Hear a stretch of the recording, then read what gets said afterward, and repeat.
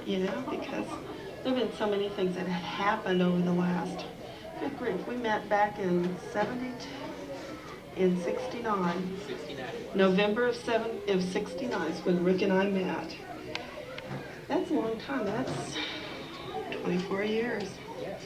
So after we moved down here from Montana, I was going to the University of Texas, folks. And Somebody's leaving.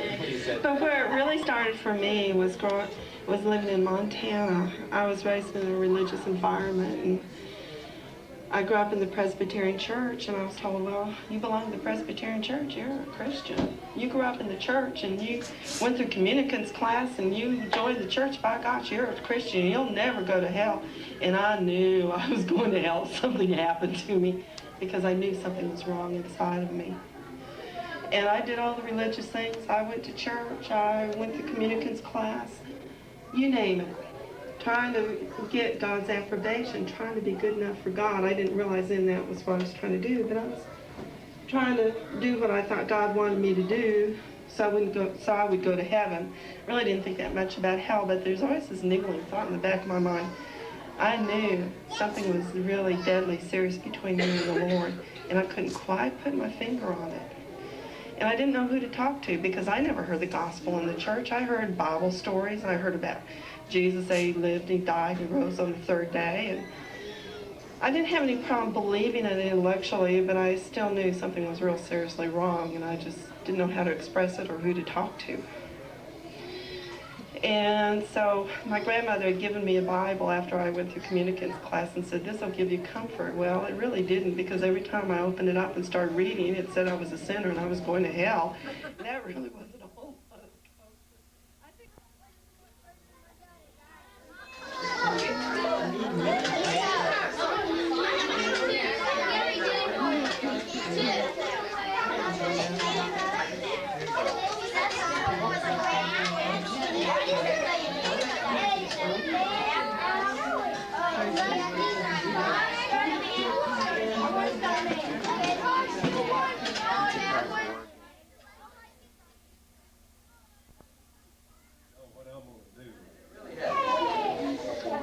I'm going back a little further than that. What time is it? What time is it? Okay, I'm gonna let Snorty get up here and say what she wants to say. And then I'm gonna tell you a few things about my conversion experience and all of this, if it's all right, Randy, and we'll wind up on Ring the Door. I don't really know where to start. There's so many things. If I'd have done all of this, I wrote the story of my life. I wrote a poetry form. I remember when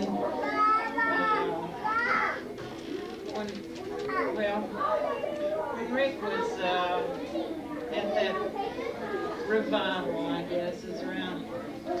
Probably, I had seen him one time before then, I think, at a revival, but they had come to this revival, and I was amazed at how vibrant they were about and talking about the Lord and everything. And I was working with young people, and thought how neat it was, you know, because they could go anywhere and talk to any of them. So I think several trips down to the Dairy Queen and all around, and they brought back soldiers, they brought back everybody that was loose, and would go back to the church.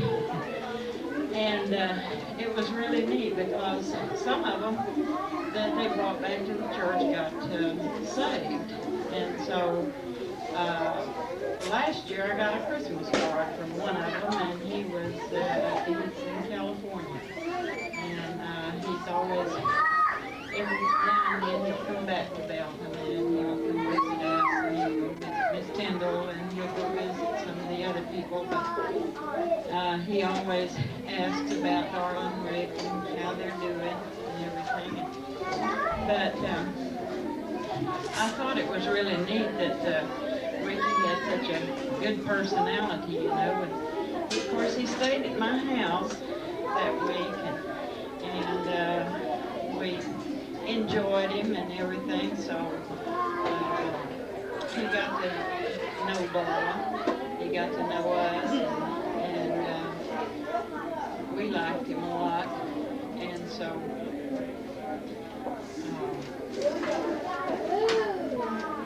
where did I go from here? But anyway, Darla then played for a revival or something at Marble Falls, where he was. And then she'd drive back and forth up there, and then he would, pretty soon, well, he would start coming down to Belton, just drop in, and he wasn't really dating her, he'd just drop in, you know, because he's supposed to have had a girl up there at Marble Falls. So, but he was just kept being.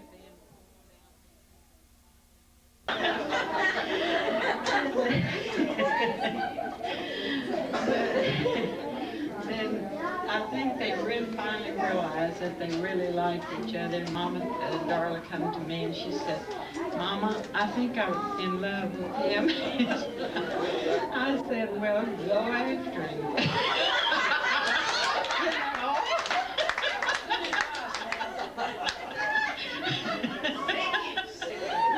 He didn't hear me say that, did he?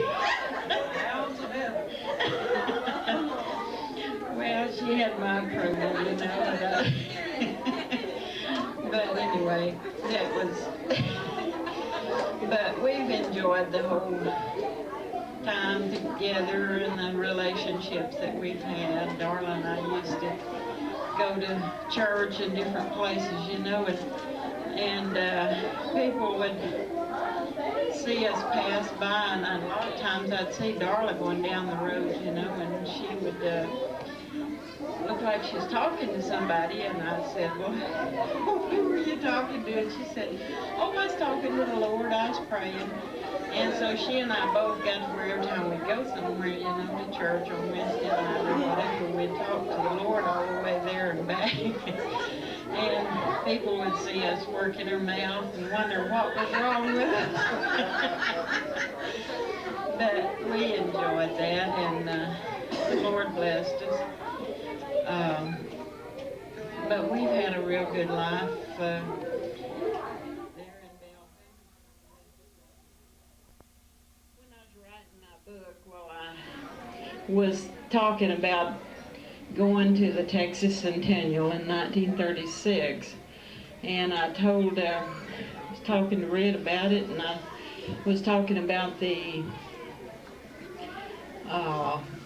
truck that was down there in the arena that had some guys on it singing songs, you know, and I was telling him about running our 1912 Model T Ford around, and he said, "Do you know who that was on the truck?" And I said, "No." And he said, "Well, that was me. That was me, and then John Clark Harrington's brother, Jay Sid, and then James Cross. And they were playing their guitars and singing. And one of them was playing a fiddle, I think, wasn't he? And they were playing real pretty music, and I thought that was real pretty music. And when I found out that that was him, I was only 36. I was 10 years old. But anyway, that's the first time I ever saw him, but I didn't know it until 8 years later, I guess, or 6 years later, wasn't it? Before I ever knew that I'd seen him. Let me tell you one more thing. One of the things that fascinated me about Rick and Randy and all of them was that when they got together, they enjoyed singing and they enjoyed talking about the Lord and all. And Darla and Rick went to Bandera, and Randy and Linda were in Dallas. They would go down there every chance they got to see Darla and Rick. And so while they were down there, well, Darla and Linda, I think, were doing the cooking or something, and Randy and Rick took the laundry to the laundromat, didn't you? And then they went all around town paying bills or something. everywhere they went, they saw Pam. Pam all day long. Pam, it was everywhere they went. It wasn't a coincidence. It was God's will, but everywhere they went, they saw Pam. Everywhere they went, they were singing. And she was fascinated by it, she said.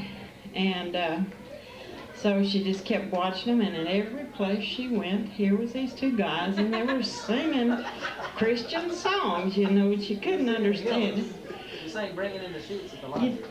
Yeah, and then she said they went back, she went back to the laundry to do her laundry, and here they were in the laundromat, and they was taking sheets out of the dryer, singing Bringing in the Sheets. And so she said she thought they were amazing. She just listened to them. She told me how pretty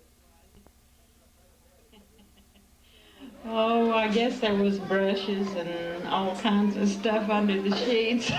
They'd come in real tired, and they had all kind of junk under the bed, and they'd lay down. Red and Snooty's house. We've done so many things till I tell you it's hard to remember all of them. Nobody would believe some of the things we've done. But it, you know, it wasn't dangerous. It was just fun.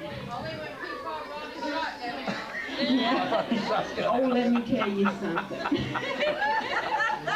One day, well, Darla was always going out to the church to practice her piano.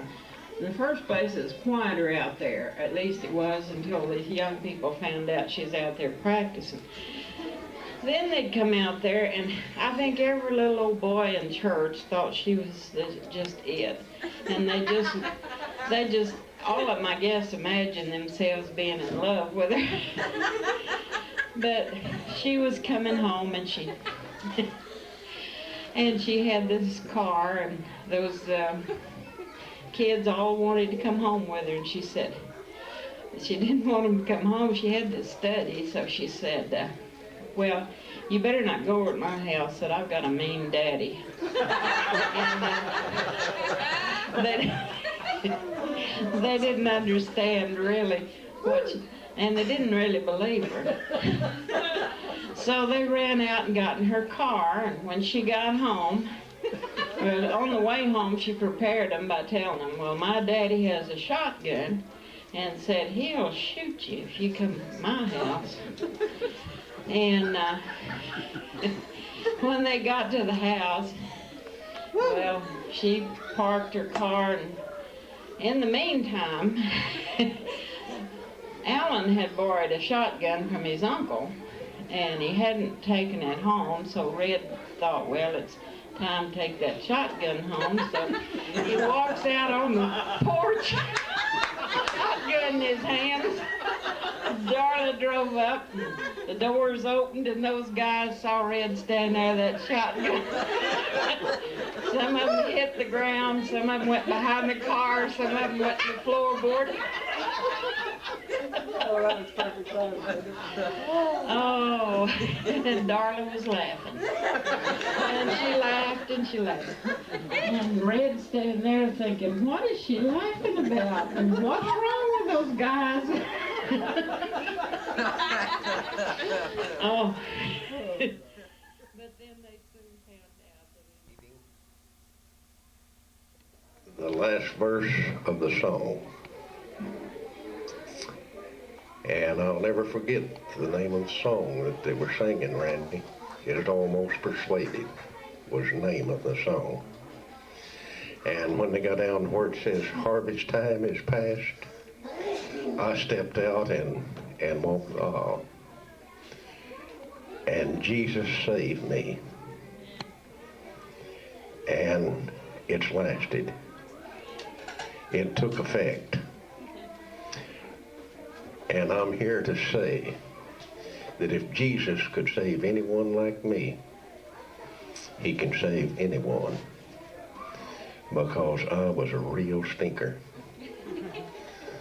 What I mean, I thought I was just about it, and I was a smart aleck. There wasn't anything that I wouldn't do.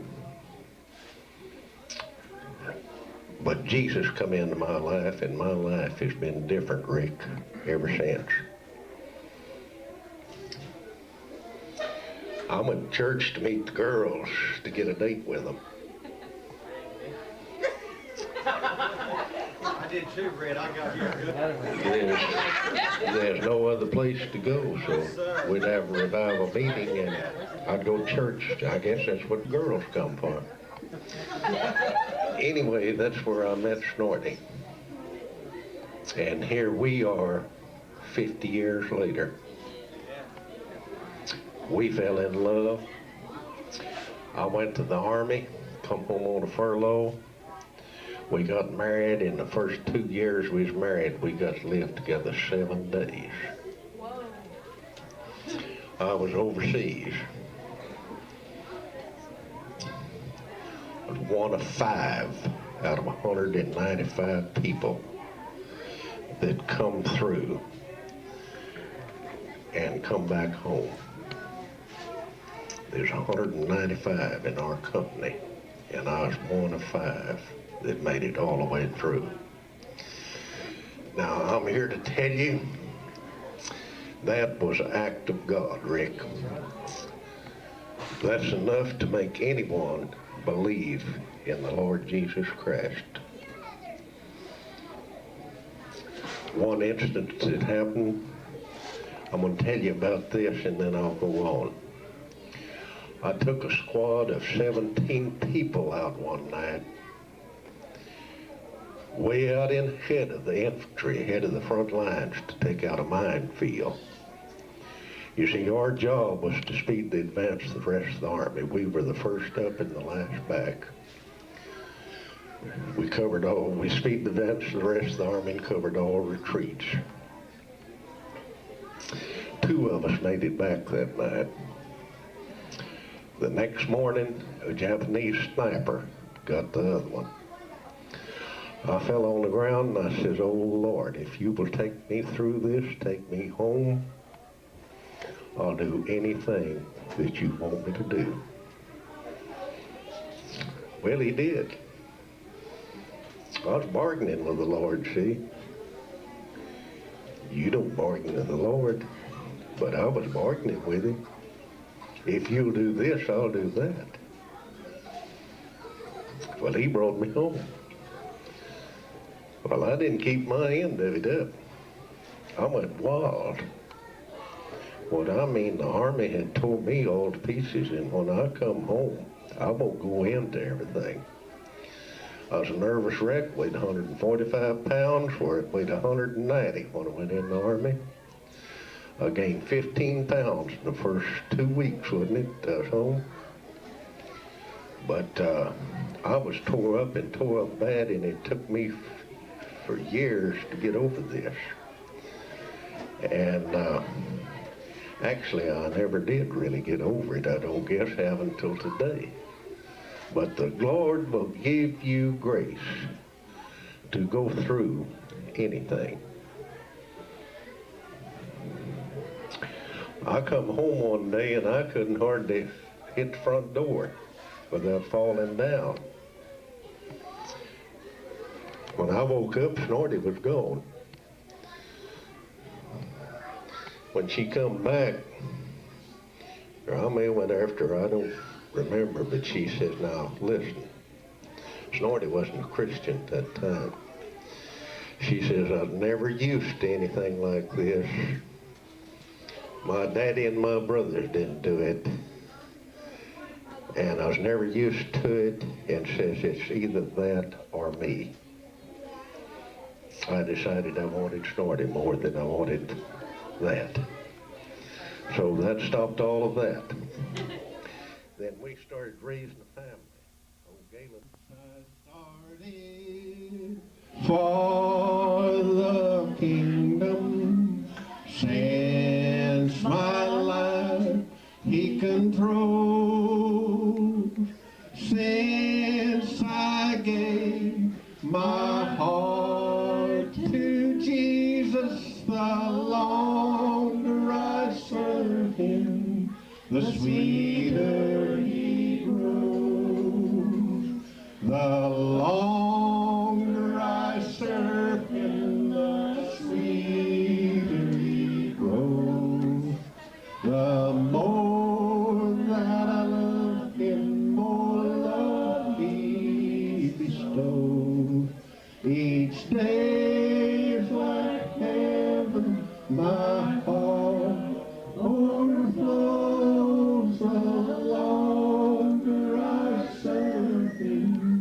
the sweeter he grows. Amazing grace, how sweet the sound that saved a wretch like me. I once was lost, but now I'm found. Was blind, but now I see. Precious Lord, take my hand, lead me on, help me stand. I am tired, I am weak, I am worn. Through the storm, through the night, lead me on to the light. Take my hand, precious Lord, lead me home.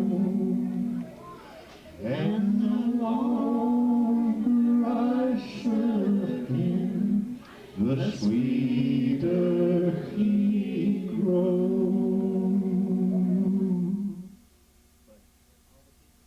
Coming there was a good celebration we love to recall. Mary had a baby boy in Bethlehem, greatest celebration of them all. Now, come on, ring those bells like the Christmas tree. Jesus is the King, born to you and me. Come on, ring those bells, everybody say, Jesus, we remember this your birthday. Jesus, we remember this your birthday. Jesus, we remember this your birthday.